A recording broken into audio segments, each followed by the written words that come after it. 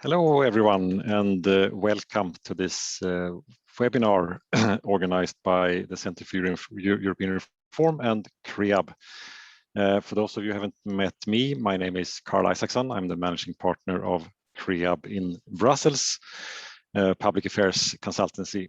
Very busy times today, and one of the reasons for this is, of course, the exciting wait for the Fit for 55 package. So we are tremendously happy to have the Executive Vice President Frans Timmermans with us today. I will soon hand over to John to lead these proceedings. I just want to say that with the risk of repeating myself, I say this at all these introductions, I very much hope that we will be able to host you in our office again after summer. So fingers crossed for that. And with that, I hand over to you, John. Well, thanks very much, Karl, and thanks to Kreab for co-hosting, and welcome everybody from the Centre for European Reform too. Very excited to discuss the Green Deal and the Fit for 55 package today with Mr. Timmermans. A reminder: this event is on the record, and that's both the opening remarks and also the question and answer session. And I thought, well, we had a discussion and we thought, because we've only got an hour, that I would ask a couple of questions to get the ball rolling rather than having a sort of 15-20 minute opening remarks from the Vice President. And then we'll get this sizable and high level audience involved too. Very brief introduction. It's a big year for climate this year with COP26 in November. As everybody knows, that's when the countries are going to agree their plans to reduce emissions this decade. The EU has led on climate, meeting its emissions target for 2020. There's obviously a huge amount to do to meet the 2030 target of a 55% reduction on 1990 levels. And in terms of the international scene, then US emissions are barely down on 1990 levels and China's are over 4 times higher. So obviously some sort of global agreement is going to be necessary to hit the 2030 target, let alone net zero by the middle of the century. So I'm going to ask 2 questions, one on the domestic climate agenda and another on the international agenda. Domestic climate agenda.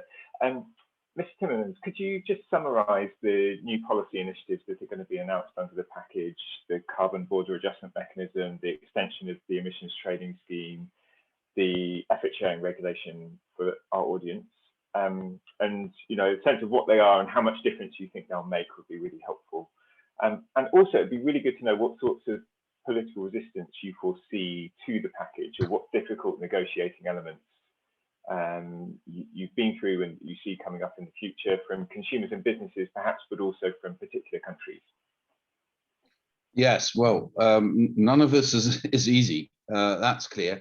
The thing is, when we first embarked on this road, based on the Paris Agreement, we thought we could stay on course by reducing our emissions by 2030 with 40% as compared to 1990. Now, science since has taught us that that's not enough, so we need to up the ante, and we came to the conclusion that if we reduce the emissions by 2030 with at least 55%, we could still stay on track for the maximum 1.5 degrees Celsius temperature rise. But it then turns out that if you go from -40 to -55, that's not just an incremental change. That's a fundamental change in terms of the policy areas you need to look at. That's why we're now coming out in July with the 12 proposals in all these policy areas that you've mentioned. And obviously, we want to present a package, and in that package, some will like some of the elements and dislike other elements, and others will embrace some of our proposals and reject others. But the point being, from the Commission's point of view, that we believe with all the measures you've already indicated, we believe that with the changes we propose, we present a balanced package that can take us to the at least 55% reduction, and do it in a way which would allow us to do it in a fair way for all member states, so that we can prove that this is a just transition, and also in a fair way for the parts of the economy that are affected. Now, in our analysis, we saw that there are three areas particularly difficult to tackle. Housing, the built environment in more general, transport, where the emissions have consistently gone up instead of down over the last years, and agriculture, where, as you know, we have quite complicated negotiations also on the Common Agriculture Policy reform and the farm to fork and biodiversity initiatives we've taken to further help along the farming in a more sustainable way. When we look at transport, the only way you can decarbonize transport is by, of course, enhancing public transport, emission-free public transport, creating the right infrastructure to make sure you can switch to electric vehicles for cars and vans as soon as possible, that you tighten the emission rules for cars and vans, but that you also provide for the infrastructure that is necessary for charging infrastructure and the underlying production of renewable electricity for that charging infrastructure, that you also look at the way we produce renewable energy, make it more easy to produce renewable energy in the housing sector and built environment. We need to double the efforts to save energy. We now save about 1% a year. That needs to go to 2% a year. You need to elaborate on the ETS system. You need to make it broader. You need to introduce shipping into the ETS system. You could envisage creating an ETS system also for housing and transport. And all of that will be presented to member states and to the parliament. And then, of course, there will be a huge discussion on all the measures separately and also jointly. And it is quite clear which measures will be criticized by whom. But then my question will always be to co-legislators, all right then, but how do you have better plans to get us to the -55? If you don't like ETS, how are you going to get there? Through extra taxation or through regulation? What are the consequences of that? What is the best way to organize things in a fair way to make sure the most vulnerable are not affected too much, to make sure that you have the middle classes on board? Things like that will all be part of the debate once we've presented our package in July. Okay, thank you very much. And on the international scene, under Biden, it's pretty clear that the EU has a more willing partner in the US than under Trump.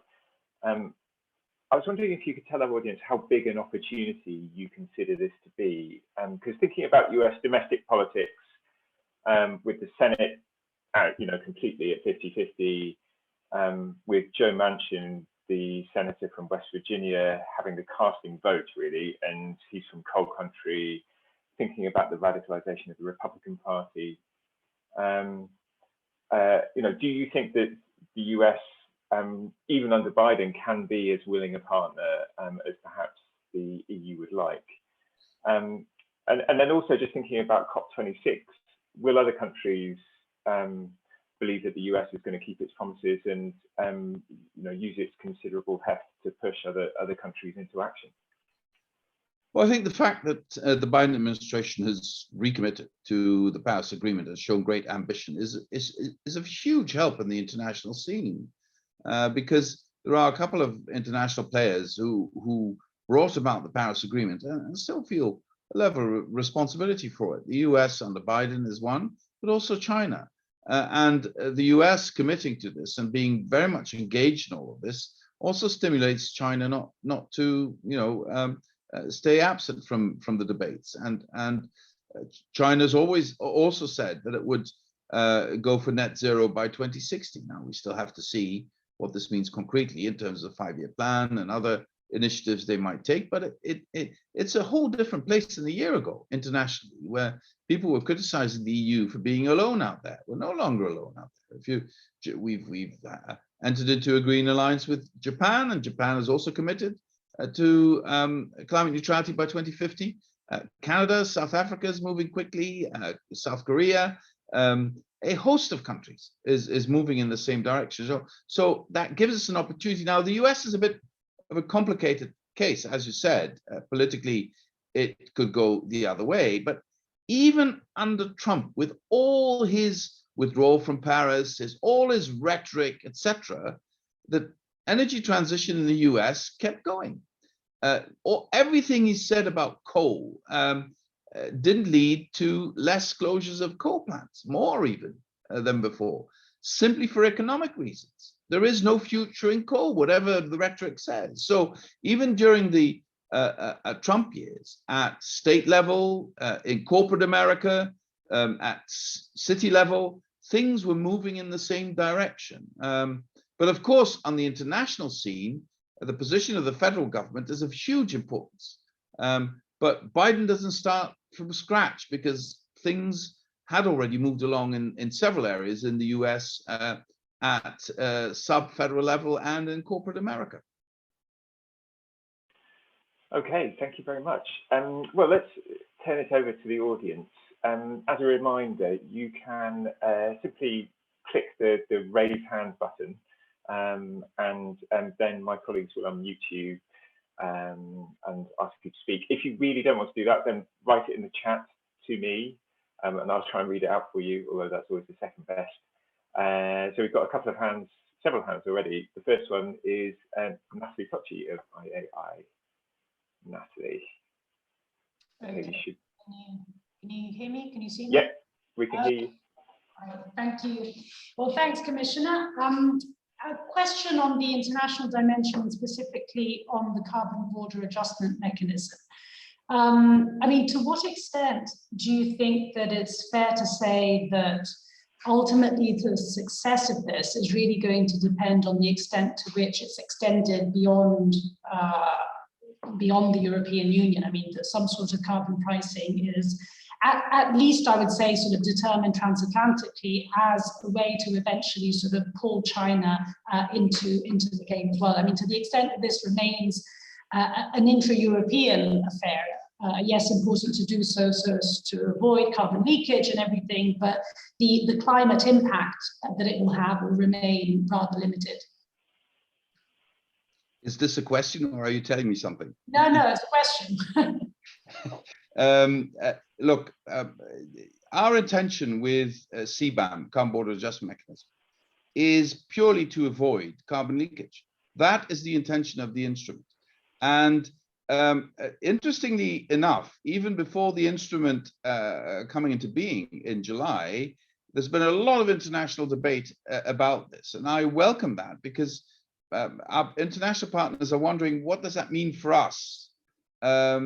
And they are, of course, initially reacting negatively to the issue. But after a certain time, they're sort of thinking, hang on, we're all going to put a price on carbon one way or another. If we put a price on carbon in such a way that is similar to the development in the EU, and we don't have too much of a gap in our development as compared to the European development, we might avoid being targeted by the carbon border adjustment mechanism. And I think this is exactly the reaction we were looking for, because, you know, whatever happens, I think all parts of the world will have to face up to the fact that we need to put a price on carbon, and you can do this in different ways. Our way is to use a mechanism that has proven to be extremely effective, and industry's gotten used to it, which is the ETS. Others might look for different solutions, but if it leads to the risk of carbon leakage diminishing, then the effect we wanted to reach has been reached. And then we will be, at the Commission, extremely careful in analyzing which sectors would be affected, and then all our partners could see, just comparing prices and production methods, whether their countries would be affected by a potential carbon border adjustment mechanism. So that's the way we intended it to work. Now, I think what you will see, because there is obviously also a relationship between the export side and the import side. So there is a relationship between the carbon border adjustment mechanism and the free allowances, and the balance between those is also going to be an interesting development that has an implication for how the outside world will look at it. But I think a carbon border adjustment mechanism is a tool that we will need to make sure that we can create a situation where European industry doesn't feel compelled to leave Europe to go to places where they can produce without carbon being priced, or without it being priced at the levels that it is in Europe. And this idea of avoiding carbon leakage is essential for the whole global system to work. Okay, thanks very much. The next question is from Hugo Dixon of various affiliations. Hugo, are you there? Hello. Hello. Hi, John, and hi, Vice President. I had a couple of questions also on the international dimension. The first was, to what extent, how do you see the new B3W initiative that was launched at the G7 evolving?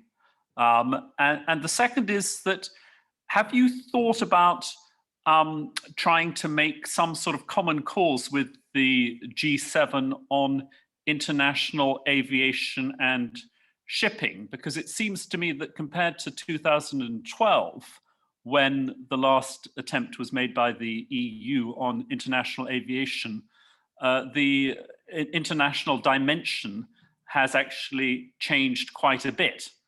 And it might even be attractive for some countries to impose some sort of either emissions trading system or kerosene taxation or something like that, or the equivalent for shipping, not just to cut carbon emissions, but potentially also because everybody's looking to raise money. Yes, obviously, starting on the last point, aviation is always been a difficult nut to crack, and the argument was always the same: international, we can't act here because then we would create, we give a huge competitive advantage to those who don't act, etc. I would agree with you that that attitude is changing quite rapidly. I'm not sure it's going to be rapidly enough, but it's changing quite rapidly. So issues that previously were considered taboo or something you didn't talk about are coming back to the table. So creating a stricter emissions trading system, reducing free allowances, talking about taxing kerosene. It is a new development that I didn't see coming this fast. Of course, the election in the United States has an effect of that. Of course, also the rethinking of climate policy in China has an effect on that. And also some developments in the Gulf I find quite amazing. So again, we might find an opening here. And then the question will always be, to what extent do you lead on that and you stick your neck out? Coalitions, and the G7 is a perfect place for that. Coalitions in this area could be extremely helpful, also to take away some of the fear we also have in parts of Europe to actually tackle aviation. But I think I'm more optimistic than I was before. Now, if you look at a B3W as something that is strictly in competition with Belt and Road, then I think that would not be the right way to look at it. But if you look at it as a model for international cooperation that is open to others to participate, I think this is very much what the European Commission would welcome, and that's also the attitude President von der Leyen took in the discussions at the G7. So there is a strong willingness to enhance transatlantic cooperation and to do it in a way that would offer development and growth possibilities for everyone, but then based on creating a more sustainable economy and a more sustainable society. So I think this is a good place to start the G7 with this, and I think this needs to be further explored. Of course, we're very curious to understand from the Biden administration what concretely they would like to see happen. But I do believe this idea has potential. Okay, I've got 3 questions on my list, so please do put your hand up or jot something down to me in the chat if you would like to. I also have several questions I would like to ask Vice President, so we can listen to me a bit more if you want. But to avoid that, ask some questions. The next person on the list is David Hannay from the House of Lords in the UK. David, I think the mic is... Yeah, am I unmuted? You are? Well, thank you, Vice President, very much for that. I'd like to go back again to this border tax adjustment issue and ask you whether you're not concerned about the possibility that a border tax adjustment would involve the construction, if it was applied to all countries in the world, the construction of an enormously complex and probably potentially quite protectionist system of non-tariff barriers, some of which, a large chunk of which, would be probably quite unnecessary because a large number of the developing countries aren't really a threat to carbon leakage. And secondly, on the same subject, don't you think that it's pretty unlikely that the Americans in the end are going to come along with a system of that sort, in which case we could have a real transatlantic problem on our hands? I'm not really worried about the second point, but to start with your first point, it's on our shoulders. It's our responsibility at the Commission to analyze very carefully per sector where there is a manifest risk of carbon leakage, and we've been doing that work for over a year and a half, and it is indeed extremely complicated. But at the end of the day, you can look very specifically at a few sectors and identify where concretely the risk of carbon leakage is. It's not frankly a global problem. It then boils down to a quite precise problem. So I'm not that worried about that risk. Of course, carbon border adjustment could mean many things to many people, and I don't exclude that some would see this as the first step towards a more Corbettist Europe, but that's certainly not the intention of the Commission. Very clearly, we want this to be WTO conform. That's what we're working for. I really want this system to be within the WTO rules. So the onus is on us. We have to prove that this can be done, and well, you'll see. You'll judge us when we put the proposal on the table, and you can then see for yourself. Secondly, on the United States, I don't have any indication that the United States would, at this stage, consider introducing its own version of a carbon border adjustment mechanism. Not at this stage, in any case. Having said that, I truly believe that the decarbonization efforts across the Atlantic they might use different instruments, but the putting a price on carbon is what everybody's going to do. And once you put a price on carbon, whether you do it with an ETS system or whether you do it with regulation or taxation, you avoid the problem of carbon leakage. And I honestly believe that the risk of a serious disagreement between the European Union and the United States on carbon leakage is very limited indeed. Okay, we've had a flurry of hands, which is good. So the next person is Leah Pilsner, who is from E3G. Leah. Yes, hello. Thank you very much for this, Vice President. I have a question again on the international dimension of the topic. My question is, given that the EU represents now less than 10% of the global share of emissions, and this trend is declining thanks to the great package of measures, we feel that the domestic success story of the Green Deal is intimately dependent on well, the EU's ability to globalize the Green Deal. And this is from a public acceptability point of view and also from a competitiveness point of view. So I was wondering, what are your plan and the Commission's plan concretely for a coherent and more systematic European Green Deal diplomacy going ahead? Thank you.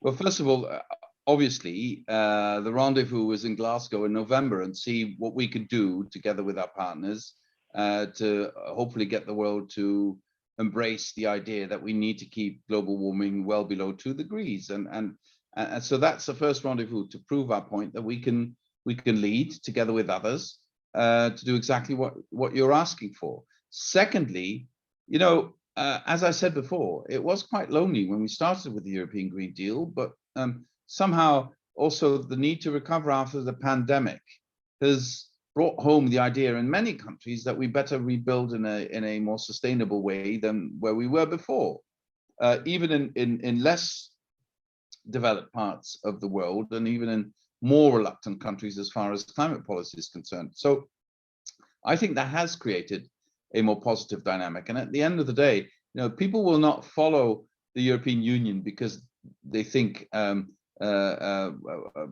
we forced them into doing that. They will follow it when they think this is in their own interest. And where do their interests lie? I think in improving their environment. Many countries act, also big countries, India and China, because they have a serious climate problem internally and environmental problem. They also want to be part of the future of the global markets. And I think rule setting and developing of the global economy, we lead in Europe. In some other areas, others might lead, but in many areas we do lead. And they want to be on this market, even though we're not more than 9% of global emissions. We are an important reference point in terms of market rules and market access, and that helps us also to take others along. And by and large, I believe there's increasing public awareness across the globe of the already horrendous effects of the climate change that has happened. The climate crisis is upon us. It's not something that's going to happen in the future. It's happening. And it's creating I think, a strong political momentum for action. The only worry I have is that if we don't come up with steps soon and show that it can be done, and also show that it can be done in a fair way, then you know, we might be in a situation of climate desperation. People say, okay, this is going wrong in a very serious way, but nothing we can do about this anymore. That's actually a bigger fear I have than climate denial. I think you must be living in a cave somewhere if you're still in climate denial. But the climate desperation is in the increase, and we have to make sure there's no need for that by showing that we can actually still save the day. That's a really good moment to jump in with a question from the chat, which comes from David Claydon of CER Advisors. He asks, does the Commissioner think it's dangerous to frame climate policy action as a win-win? Recent research shows that very difficult distributional decisions need to be made, and we can't avoid that there will be some losers. How does he see the politics of how we frame these choices? Well, you know, there hasn't been an industrial revolution in human history that has not led to people losing and then others winning. And this is arguably the combination with the climate crisis and the biodiversity crisis in the middle of an industrial revolution is arguably one of the biggest challenges humanity has ever faced. The only thing we've got going for us is that we have human invention, we have our capability to adapt, we also have the means, technological means, we have, I would say, we have the financial means if we are committed to this. But it's a huge transition. It's tectonic. And in any transition in human history, there's always a large group of people who might lose out if we don't organize it well. If you don't intervene, if you don't have the issue of redistribution in every policy element you develop, then of course a small group of people will be huge winners out of this, and a large group of people will have difficulty tagging along. But the eternal political question, whether it's from the left or the right or from the center, the one question in politics that is always on the table is the issue of redistribution, always, in any circumstance. And in a time of tectonic change, the way you redistribute has to be reinvented. The mere fact that humanity has to learn to live within planetary boundaries means that we have to redefine what growth is, how we organize growth, how well-being comes about, how we do this in a just way. So the very, very fundamental issue that comes along with every time there is an industrial revolution or another fundamental transformation is the issue of how you organize redistribution, the quintessential political question. And now we have to do it on a global scale. I think this is the first time in human history this question will have to be answered on a global scale. And I hope that our generation is ready for that question and is ready to shoulder the responsibility to set the steps in the right direction. Okay, thank you very much. The next question comes from Karl Isaksson, who was on screen a moment ago, but will now be via audio. Karl. Can you hear us, Karl? Hello? Okay, I think we may have lost Karl. Perhaps we can try again in a bit, or Karl, if you want to put it into the chat, I can read it out. The next person on my list is Pascal Lamy of the Jacques Delors Institute. I have to pass because Leah has already asked France about green diplomacy. So he answered this question. I'm not sure he answered it full-fledged, full way, but I think I have enough of an answer to the question I wanted to raise. Thanks for that. Okay, fine. Okay, so the next person on my list is Ben Hall of the Financial Times. Ben. Hello, thanks, John. Mr. Timmermans, can you tell us how do you gauge the appetite for extending the emissions trading scheme to so-called consumer-facing sectors, housing and transport? How do you gauge that appetite within the Commission, the Parliament, and the Council at the moment? And a second question, if I may, you talked about reinventing redistribution. What's the sort of Commission thinking on how do you reinvent redistribution from an expanded emissions trading scheme? Well, you see, when we have to reach minus 55 in 9 years' time, some tough choices will have to be made. And then you have actually three options. Either you you expand or you devise an ETS system for transport and housing. And again, let me repeat, transport is a huge problem because emissions have been consistently going up, not that. So either you try and devise an ETS system for housing and transport, or you use taxation as a method, or you use regulation as a method. But we have to do something to bring emissions down. And then you sort of analyze which system would have the most fair redistributional effects, which system would allow you to correct if need be, which system actually leads to a change in behavior.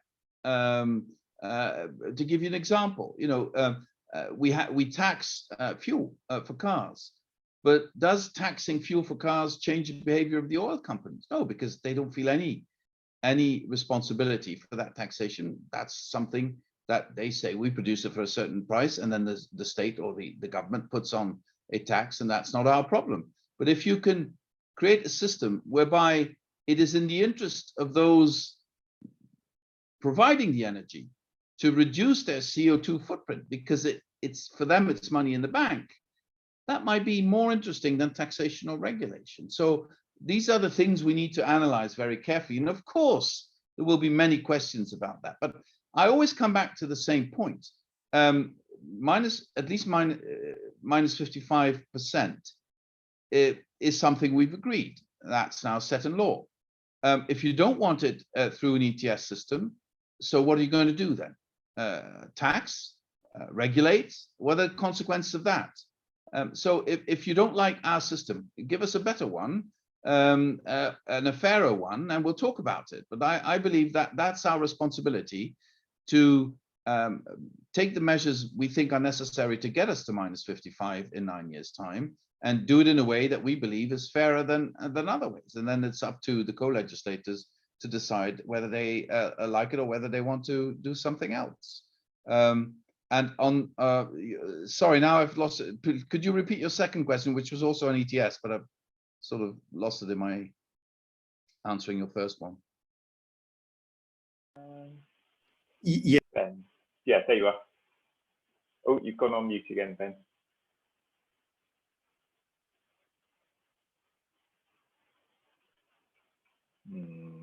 Okay. We seem to have lost. We seem to have lost Ben there. Okay, Ben, if you want to put it in the chat, then I'll put it. I've got a few questions that I've got to do. Ben, you're here. Can you hear me? Yes.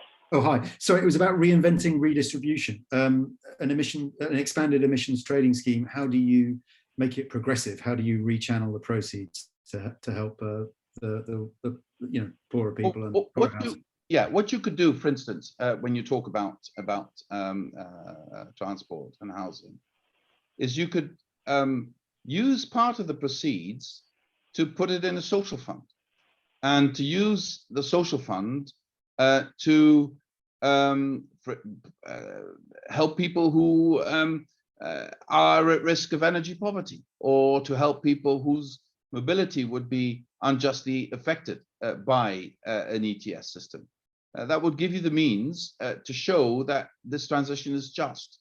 So we believe that such a fund could be helpful. Okay, Elizabeth Cornago, from my colleague from the Centre for European Reform. You're next, Elizabeth. Thank you, John. Thank you, Mr. Timmermans.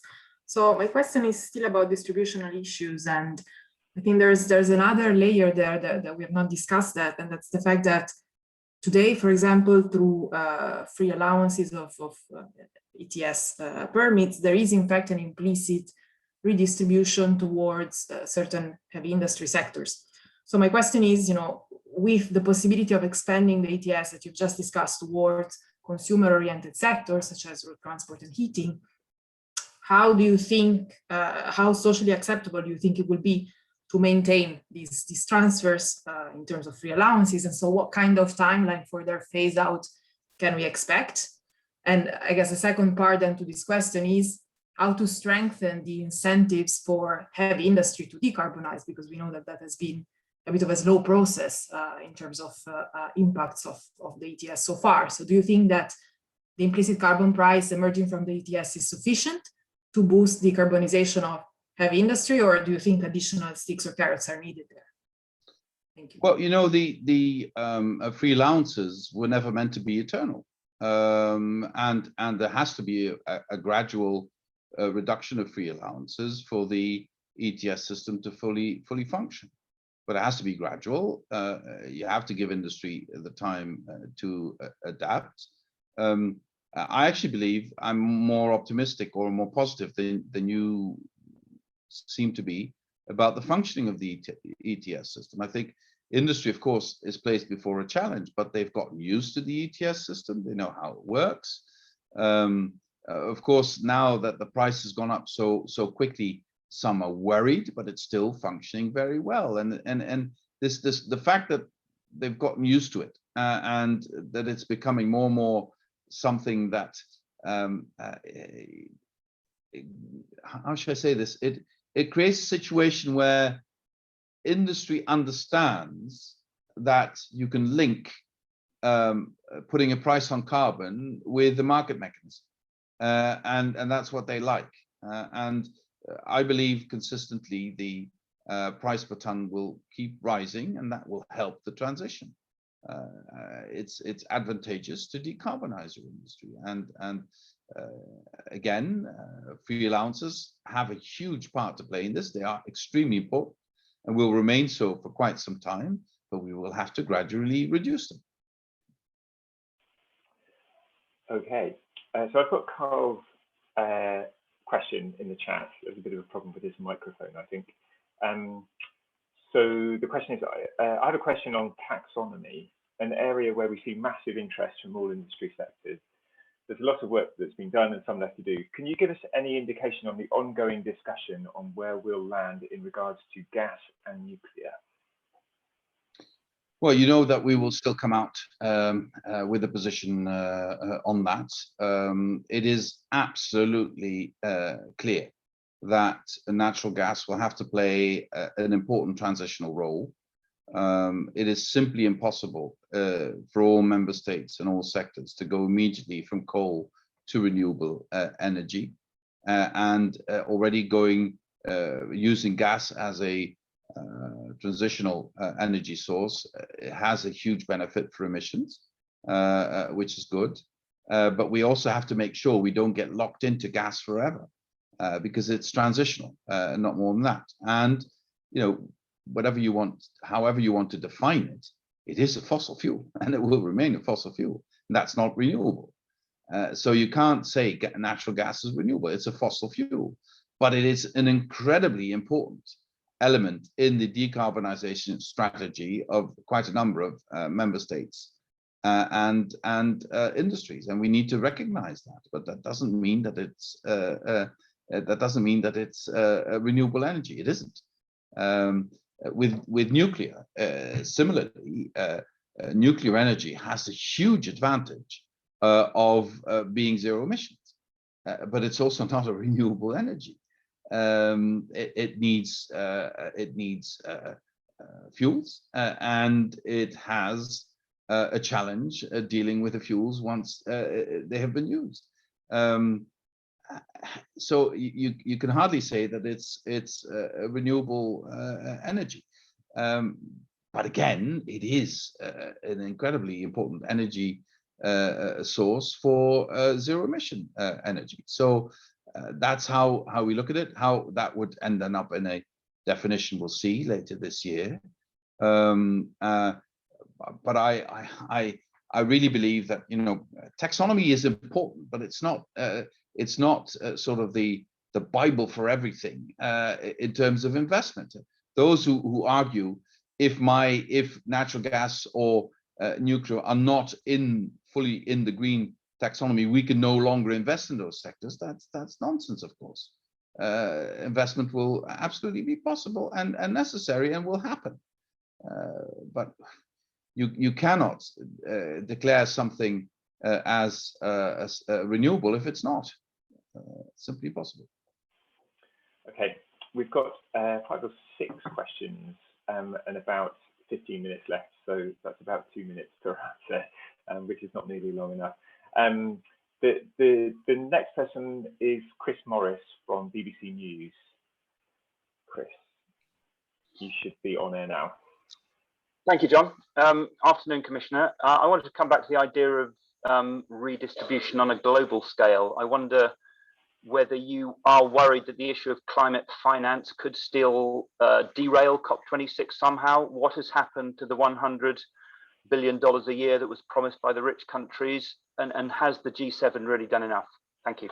Yes, I believe this is a crucial question. I thank you for putting it, because if we don't come through on what was promised to the developing world, then what incentive do they have to come through in Glasgow?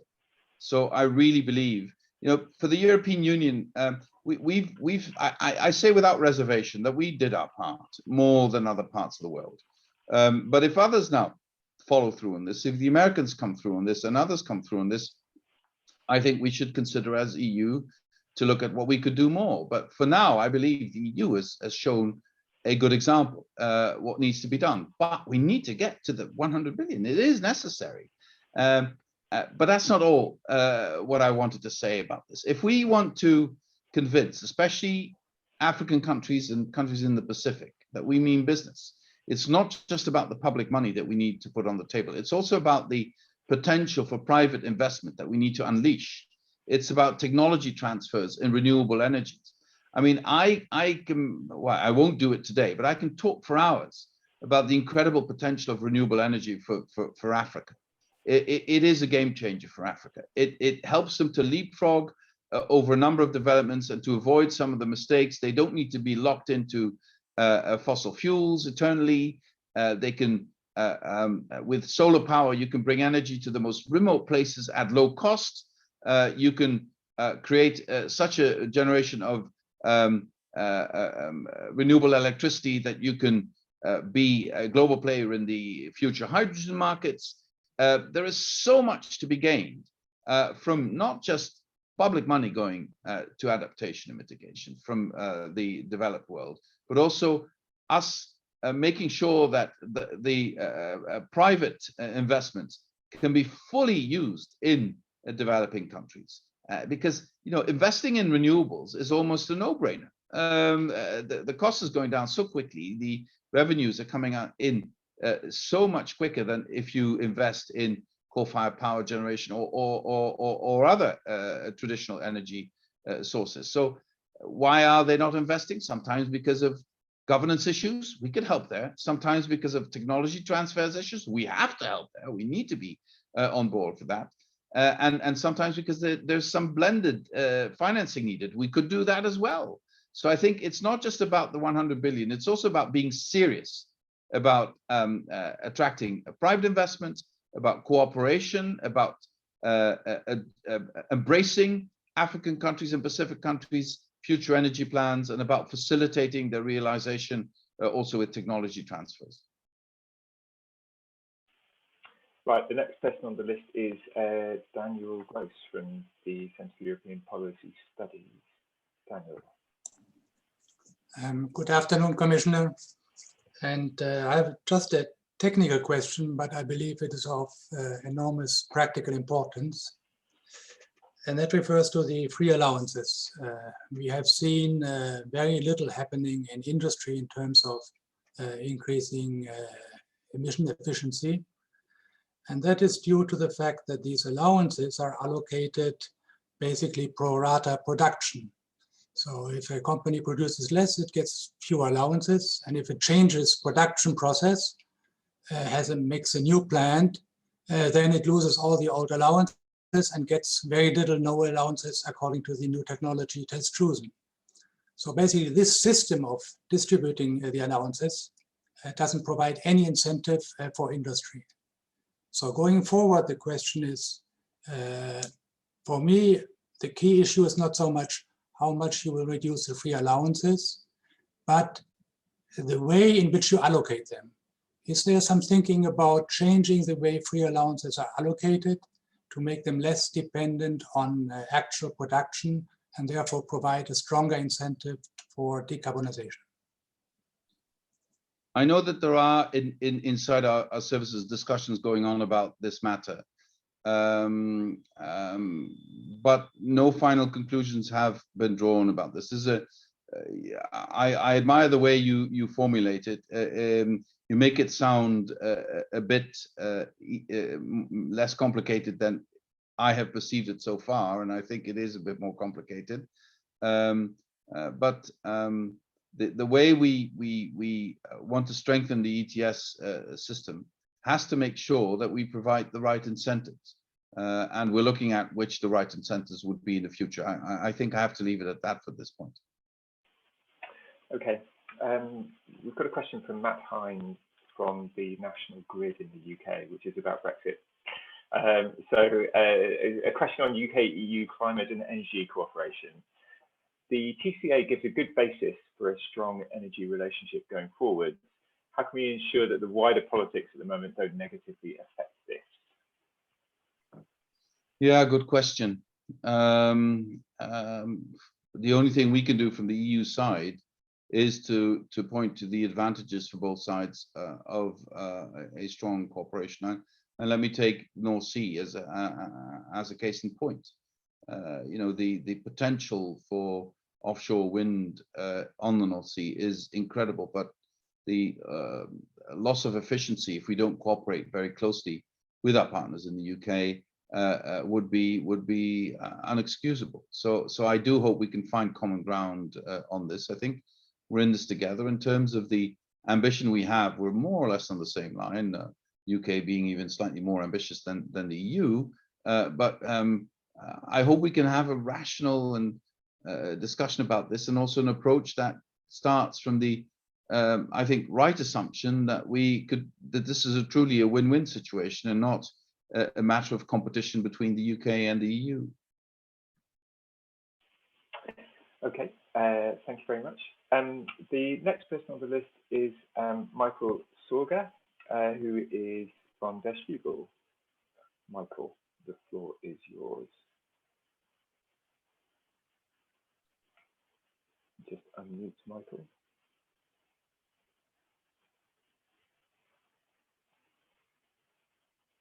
I'm struggling a bit with unmuting. Let me just see. There's a message. Okay. Oh, Michael, can you hear us? We're unmuted.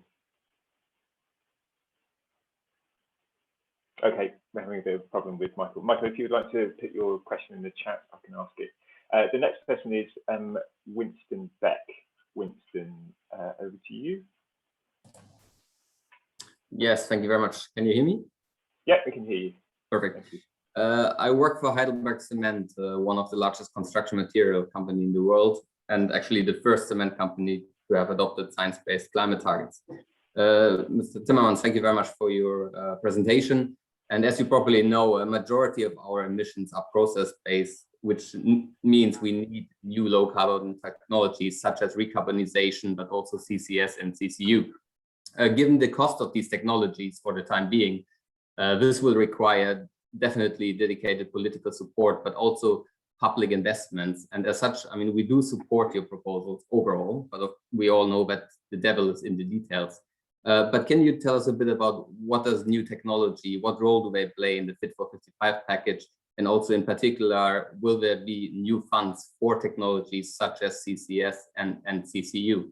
And maybe one more, a bit more practical questions. I mean, the EU ETS and the CBAM are so closely intertwined, but it's two separate regulations. So how do you ensure that they will be negotiated in parallel and that they will be consistent when they come out of the co-decision process? Thank you very much. Can I just piggyback on question one there, because there's another question in the chat which fits in, which is from Nuria Rodriguez from Naturgy. And she asked, what are your thoughts about the prospects for renewable gases such as biomethane and hydrogen? So yeah, thought that fitted with the third question. Well, frankly, we can't afford to leave any technology that helps us decarbonize on the roadside. We need everything. The Commission is technology neutral. We will embrace any technology that will help us get to where we need to be. We will need, in difficult to abate, to go to your question, the piggyback question, we will need certainly in sectors that cannot be electrified or difficult to abate sectors, we will need hydrogen and other energy carriers that are not fossil fuels. So anything goes, but at the same time, nothing is a silver bullet. Don't oversell CCSU, don't oversell individual technologies, but all have their part to play in all of this. And I believe that that is the important lesson we've learned over the years. And sometimes some technologies have disappointing results, and then they come back through the back. CCS is a case in point. Very disappointing when it was first developed to see if we could have so-called clean coal, which is the biggest lie that we told ourselves in the past, that there was such a thing as clean coal. But now that we see it in other sectors, it could very well be a useful technology that could help us decarbonize in other sectors. Also in developing, for instance, a hydrogen market, but also in heavy transport and elsewhere. So technologies that can help us get there will be supported. We will continue to put a lot of research money into these technologies. This is important to us. And I have to emphasize our neutrality on this. We don't have a preference. We just want things that work to be scaled up to a way that it also becomes economically viable to use. On your second question, well, the whole idea between the Fit for 55 package is that we invite co-legislators to take a holistic approach. You know, what you offer them is a full package. And when they take out one element of the package, there's a hole in the package, and we'll say, how are you going to fill that hole? With what? And I believe that's also the way we need to look at the issue of ETS and free allowances as changes in industry. It is a holistic approach we need to have. And obviously, even if in the form of legislation, ETS and free allowances and CBAM might take a different form, the fact that they are linked is clear to everyone, and that they will be linked also in the political debate is clear to everyone as well. The next person, and I think will be the last person, unless Michael Saga would like to signal in the chat that he would like to ask his question. The last person on the list is Charles Grant, my colleague. Charles. Can you hear me, John? Yeah. Good. Hello, John. Hello, Commissioner. I'd like to ask a question back on the CBAM and how it affects the poorest countries in the world, how it may affect them.